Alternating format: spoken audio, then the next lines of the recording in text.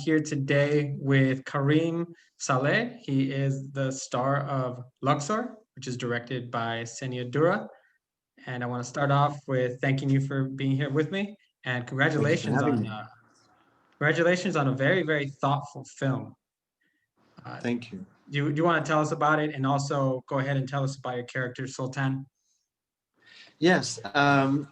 So Zaina Dura wanted to focus a story on a woman's recovery from trauma.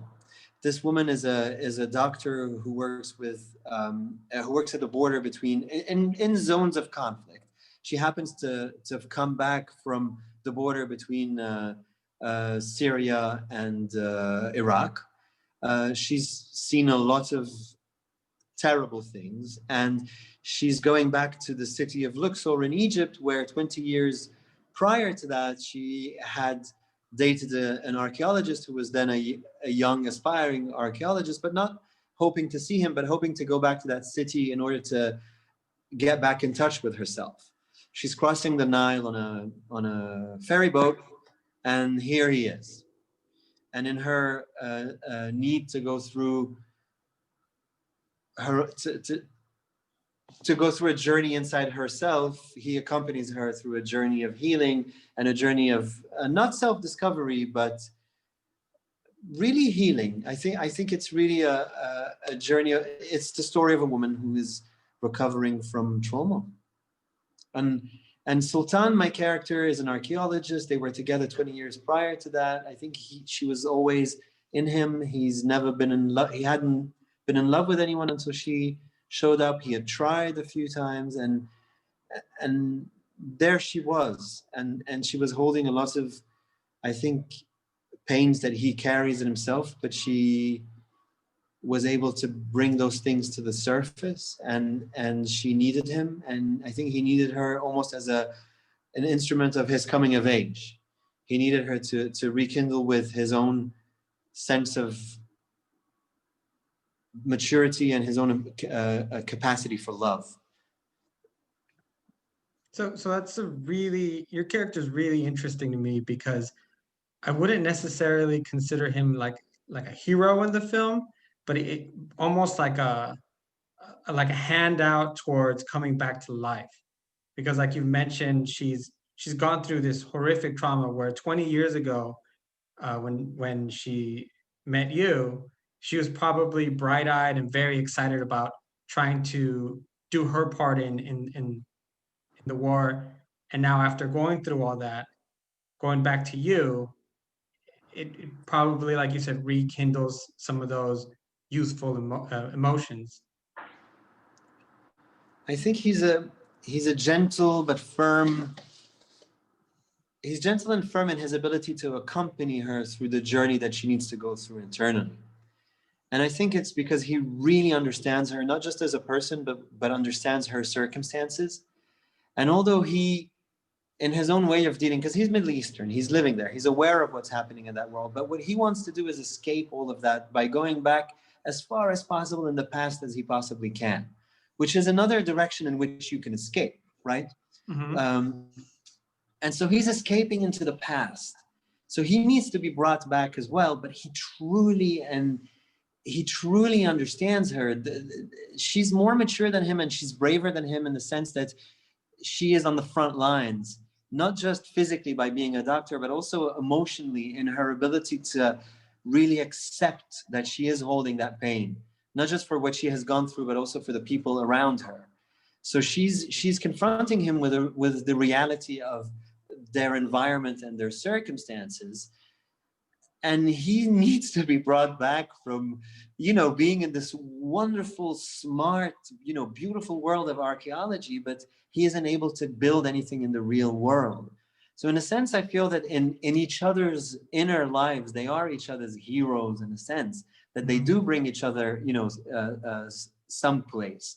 But I think in the beauty of him, and I think that's what I discovered playing him, is how do you portray a man that is firm enough, emotional enough, but gentle enough and discreet enough to accompany a woman in her emotional journey, without taking on too many of her feelings, without being overbearing, without being overprotective, where is that balance? And I think there's also an exploration of masculinity itself within that. So yeah, which brings me to probably my favorite part of the film is when you guys have a little exchange and she goes, "Your job, your life is to live in the past." Yes. And you know, there had been so many subtle hints that it took me a little bit like, oh, whoa, she's right. Yeah. That was really well. Which actually brings me to my next point is about the director Zenia and the writer. How do you prepare for a role that and where most of the film you have to really pay attention to physical movement, expressions, instead of just being told what the situation is? I think part of the reason why Zaina and I have worked together again, and this is our second collaboration, is that Zaina knows that I understand Hannah's journey very well. And she knows, you see, my mother works in an NGO. She takes care of children in a zone of conflict. You know, I grew up in the war in Beirut. So Zaina knew that by casting me, she would get a certain amount of understanding of what it's like to be present for somebody or to be in a situation similar to the characters. She also knows me personally and she knows my work, and she understands that I would bring a version to being the moral support that wasn't mansplaining or overbearing, or that I wasn't going to show off in this in being protective, that I was going to be able to keep my machismo at a sort of very, very low level, almost inexistent, sort of, you know, treading the line even between.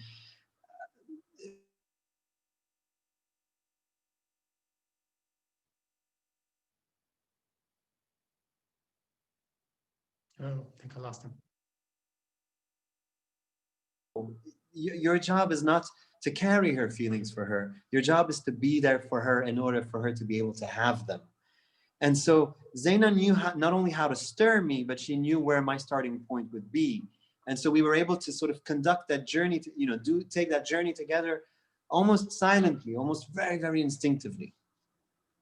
So how was it for you working with Andrea Riseborough?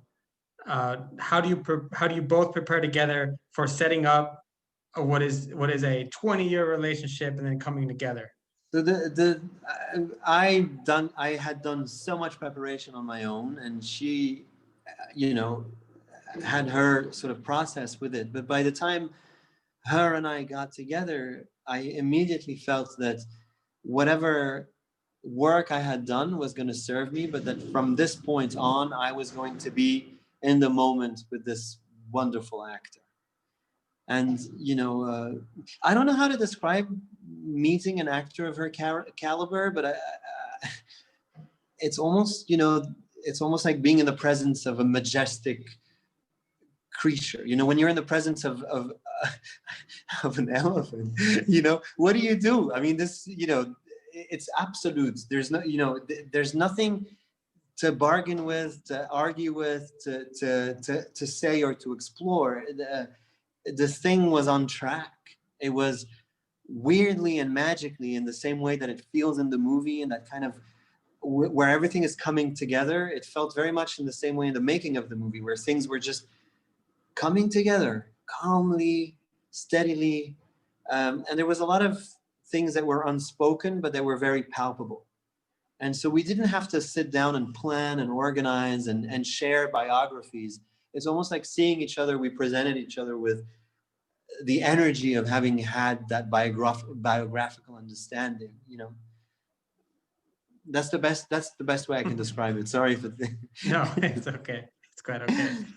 You talk about filming, and I feel like the city of Luxor was almost like a supporting character.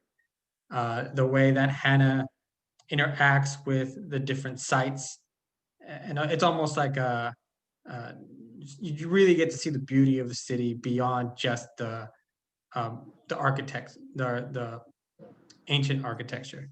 Can you talk about filming there and how what was that like? I mean, the whole thing was imbued with mysticism, reverence, patience, old whispers. I mean, I'm going to sound like a kook. You know, if I describe Luxor to No. you, honestly, I'm going to sound. I'm generally a pretty rational person. You know, I'm generally pretty logical, except when it comes to working with Andrew Riseborough and to the city of Luxor, because you know we were invited to be in previously unopened tombs, you know, that only Salima, the lead consultant and archaeologist for the movie, you know, had worked in. She's invited us to be in that place. There are no words to describe how humbling it is, and there are no words to describe how much echo and history and how charged places like these are. And I think that's almost a line from the movie. How pregnant the place is. That's true. We were at a temple for an ancient goddess called Sekhmet, who's represented by a lion. Hence, I understood sort of the beauty of using animal imagery in sort of outwardly projections of the psyche, because there's something really beautiful and natural about representing the inner world in this particular way. So we were in the presence of this, lioness that was sculpted 5,000 years ago. You could almost hear her talk to you. I mean, you could almost, you had shivers, you felt a presence the whole time. And I think that Luxor is really the matrix, you know, it's really the envelope for the entire story. Karim, thank you so much for spending a few Thank minutes you. with me today. I really appreciate it. Thank you. I gotta say, you did wonderful work on it. Thank you very much. I really think that it takes a great actor to pull off films like that, where you trust your audience to understand the meaning, the symbolism without going overboard, and that's always fascinating. That makes me really happy, and I have a lot of faith in everyone, especially at times like these. I think it's really good that you mentioned trust, because it's a really important time to trust each other and to communicate intelligently with each other. I think it's crucial right now. 100% agree with you. So Luxor is going to be available digital and on demand on December 4th. Once again, thank you so much, and have a what time zone are you in? LA zone. Oh, well, have a pleasant afternoon. You too. All right. Thank you very Thanks. much.